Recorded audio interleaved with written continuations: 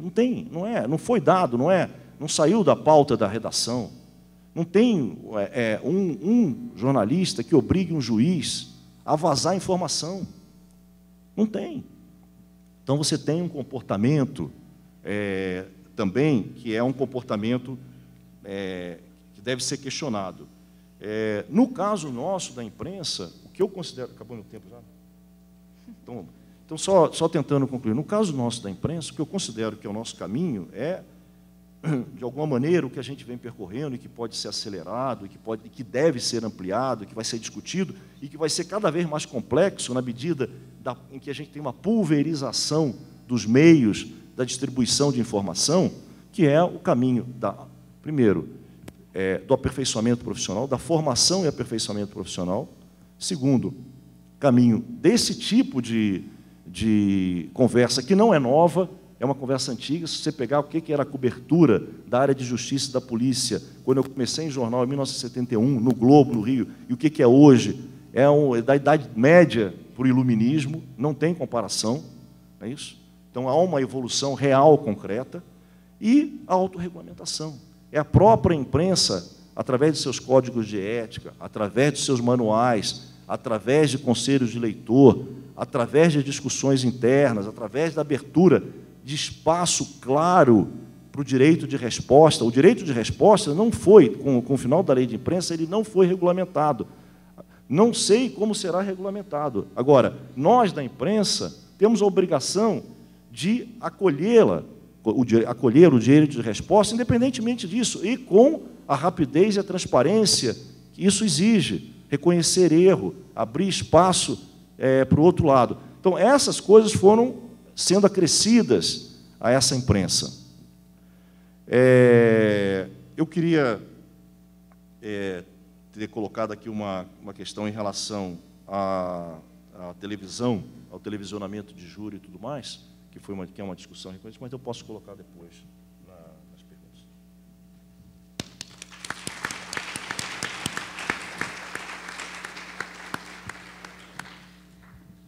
Eu pediria àqueles que ainda têm perguntas que, por favor, as encaminhem à mesa. E eu vou fazer breves comentários, porque eu acho que há muita coisa ainda que os dois querem dizer, muitas questões já foram encaminhadas.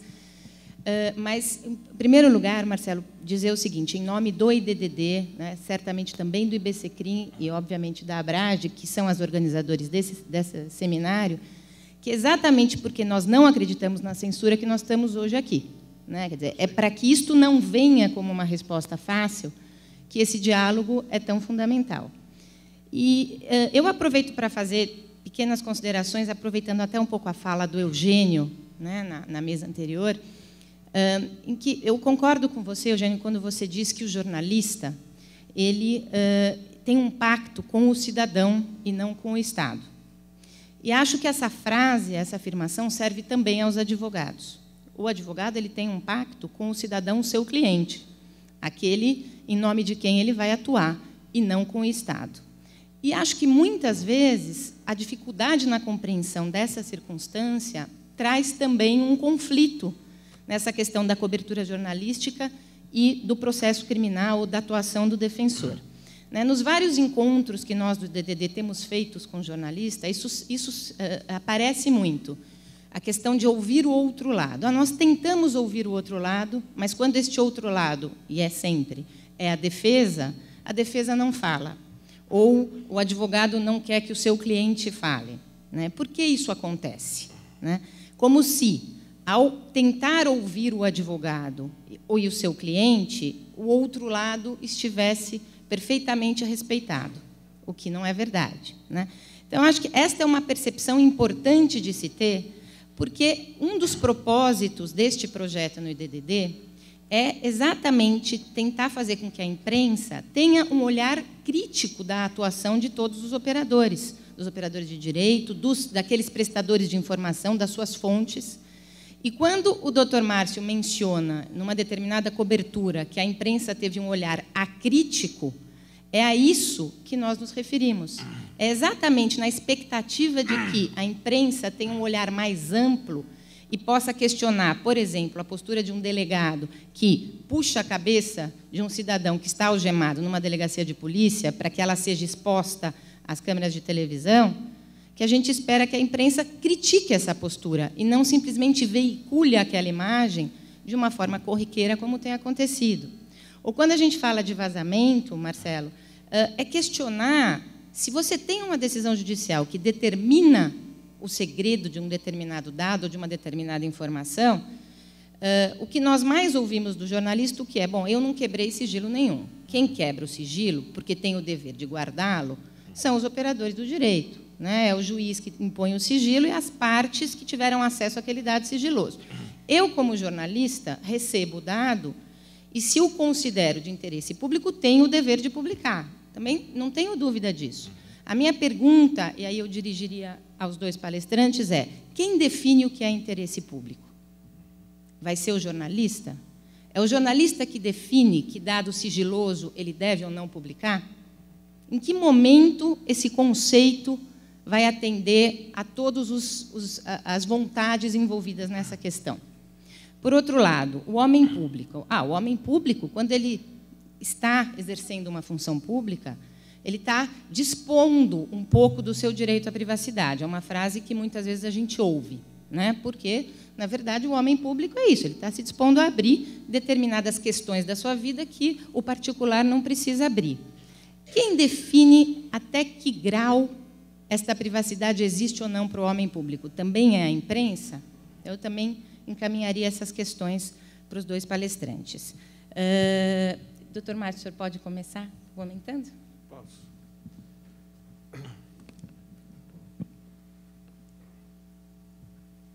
Eu queria lembrar uma coisa. Quando eu comecei a advogar, eu trabalhava com um advogado que se recusava a falar com a imprensa porque o Estatuto proíbe que você comente os autos fora do processo. Hoje, isso é absolutamente impossível, porque se você deixar correr a maré montante, a acusação falando, o delegado falando, o procurador falando, a imprensa martelando, e você não fala, quando chega no julgamento, você já está perdido. Então, uma das maneiras de fazer o dique de contenção é você falar também na imprensa. Por isso, eu mudei esse comportamento há muitos anos atrás e, nesses casos, eu falo tranquilamente para a imprensa, para a mídia. Primeiro, que eu gosto um pouco. Segundo, porque é importante que você faça isso em proveito do direito de defesa e da defesa específica do seu cliente. Essa questão da Flávia é uma questão fundamental que se liga um pouco àquela coisa da censura. Nós temos no Brasil um regramento constitucional absolutamente adequado em relação à censura. É proibido censurar. O que se faz em matéria de ressarcimento, de responsabilização da imprensa é posterior, nunca anterior. Essa é a posição do direito constitucional, da doutrina e da jurisprudência, inclusive do Supremo Tribunal Federal, embora existam algumas exceções. Em relação à pergunta da Flávia, é preciso focalizar, por exemplo, o homem público. O homem público tem a sua privacidade resguardada, constitucionalmente resguardada. Mas isso é relativizado pelo fato dele viver naquela zona de iluminação que é a vida pública. Mas o que não se pode fazer, e o Supremo tem dito que não se pode fazer, e a imprensa faz com alguma frequência, é violar dados privados, violar dados da intimidade do homem público e depois não comprovar a existência daqueles fatos que estão expressos ou insinuados por aqueles dados. Eu acredito que a solução aí é a judicial. Não existe outra maneira de fazer. O repórter não é juiz da causa, como o advogado não é juiz da causa. Quem é juiz da causa é o juiz até chegar no órgão que tem o duvidoso privilégio de errar por último, como dizia Rui Barbosa, que é o Supremo Tribunal Federal. Mas nós vivemos num Estado democrático de direito, numa república, e isso nos leva sempre a deslindar as nossas questões, em última razão, pelos órgãos judiciais. O que não quer dizer que não se possa criticar os órgãos judiciais. Porque, ultimamente, está na moda, quando você critica ou uma pessoa, ou um órgão judicial dizer, está desrespeitando o juiz, porque você criticou. Ou julgamento do Supremo é para ser cumprido. Não é. Julgamento do Supremo, como julgamento do juiz, é para ser criticado, é para ser discutido, é para ser mostrado como errado quando a sua convicção leva a isso. Achei muito importante tudo que o Marcelo falou aqui, principalmente o sigilo da fonte, porque o sigilo da fonte é irmão gêmeo do sigilo que protege a intimidade, que protege a privacidade, do sigilo dos dados, do sigilo dos telefones. Eu já vi publicados conversas de pessoas com namoradas, que estavam sob segredo de justiça, que não tinham nada a ver com a apuração, e eu vi isso soltado na televisão e nos jornais. Então, eu acredito que o foco da nossa discussão, Marcelo, no que diz respeito a vocês chegarem mais, é a gente conversar um pouco sobre isso. Porque, realmente, o homem público está numa tal zona de ilimutabilidade. Mas os direitos de intimidade, principalmente, que é a relação dele com ele mesmo, de privacidade, esses estão protegidos. Esses, quando não dizem respeito à sua atividade pública, não podem ser vazados, como são vazados, publicados e reiterados. Agora, reitero de novo a minha posição. Eu sou absolutamente contra a censura prévia, inclusive a censura prévia judicial. Eu acho que o juiz erra quando proíbe a imprensa de publicar. O juiz tem que corrigir os erros da imprensa posteriormente, depois responsabilizando fortemente aquele que abusou do seu direito de informar. Marcelo, eu vou passar a palavra a você, mas já apresentando uma pergunta que se relaciona a isso que o Dr. Márcio falou.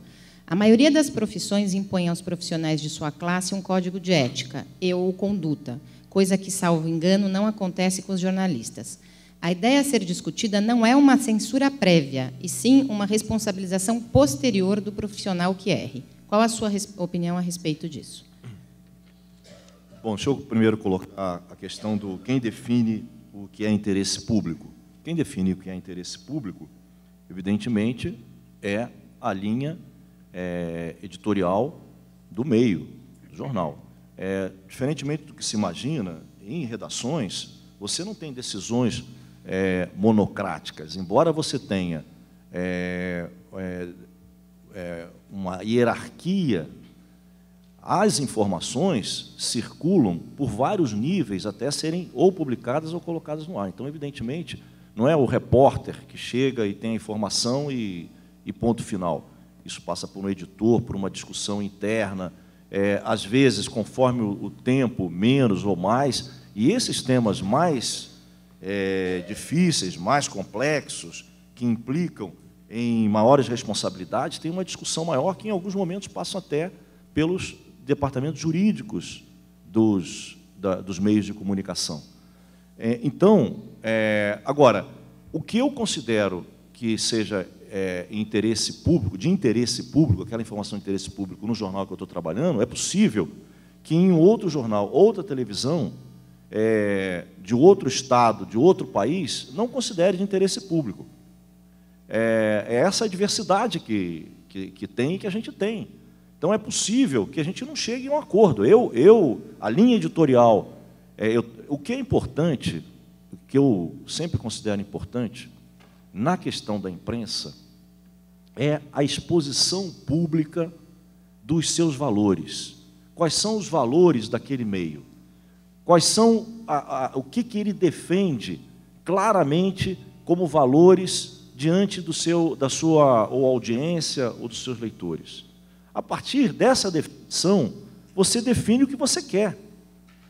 Não é isso? Você define qual é a revista que você vai comprar, qual é o jornal que você vai ler, qual é a televisão que você vai mudar ou não. Então, volta e meia tem campanhas. Não leia mais a revista tal. E param de ler a revista tal e cai a circulação da revista tal, ou não cai a circulação da revista tal, porque há uma identificação grande de um público em relação àquela informação. Então, Então, é uma ilusão a gente imaginar que vai haver uma definição clara do que é interesse público. Quer dizer, porque isso vai nos levar a um momento em que um juiz vai determinar o que é interesse público e o que não é interesse público. E, para mim, pode ser de interesse público. Eu considero qualquer informação que, de alguma maneira, envolva corrupção, que envolva desvio de recursos públicos, mexida no orçamento, políticas públicas que são mal feitas, que são negligentes, que implicam em perdas concretas para a sociedade, são de interesse público. Agora, eu tenho diariamente um volume muito grande de informação que eu vou editar, que vou filtrar. Nem todas elas vão sair. E é possível que, em alguns momentos, informações muito importantes não tenham espaço naquele momento, ou no ar, ou na televisão, ou até mesmo, hoje em dia, no online, isso é mais resolvido, né? Porque você tem um espaço quase que infinito ali, mas, em geral, é isso. Agora, em relação a código de ética, nós temos código de ética, nós temos vários códigos de ética. Nós temos código de ética dos jornalistas, da Federação Nacional de Jornalistas, temos código de ética que, de alguma maneira, cada veículo tem, na medida que tem os seus manuais de redação, que trazem normas claras de trabalho. As empresas jornalísticas têm seus códigos de ética através de ABERT, através da ANJ, e temos referências importantes a nível internacional, como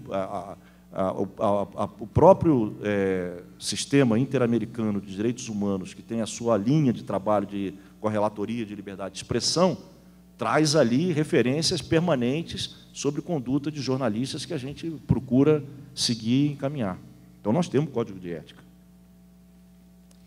Doutor Márcio, algumas das perguntas que vieram tratam do televisionamento dos júris populares, como foi o caso desse último do Misael, e do mensalão. O senhor já tocou nesses assuntos, mas se quiser fazer mais considerações para atender aí essas perguntas, por favor. Então, antes eu queria fazer uma observação que eu acho importante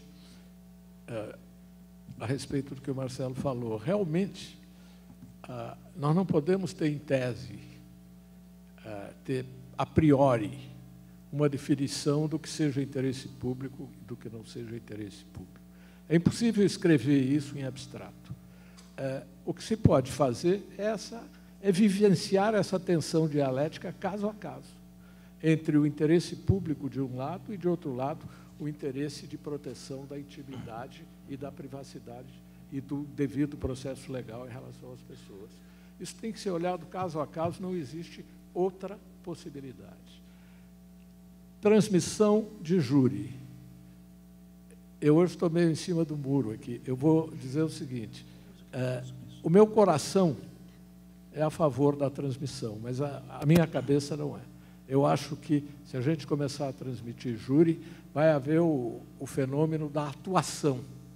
As pessoas vão passar a atuar para as câmeras, e não na direção de encontrar a justiça. O juiz, o promotor, o advogado, os jurados, vai todo mundo representar um pouco, e até nas roupas, vamos ter becas novas, togas novas, coisas assim de grife, de modo que, na verdade, eu sou contra racionalmente.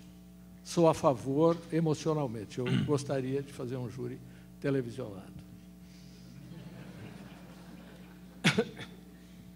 Marcelo. Olha só, eu queria falar um pouco sobre essa questão do televisionamento, não necessariamente para defender uma posição, mas para ler rapidamente para vocês um texto que eu achei muito instigante, que eu acho que contribui para a gente pensar um pouco essa discussão. Bom, foi citado aqui o caso Nardoni e o caso de agressão, e que se refere, evidentemente, ao Dr. Roberto Podval, não é isso? Ele tem um artigo publicado na Folha, em 16 de maio de 2010, que é impressionante. Quando eu comecei a pesquisar um pouco mais sobre essa questão de publicidade opressiva, massacre e tudo mais, que é esse. Ele diz o seguinte, isso foi depois do julgamento e tudo mais, né? Mas é possível imaginar um julgamento justo diante de todo o clamor que se acumulou durante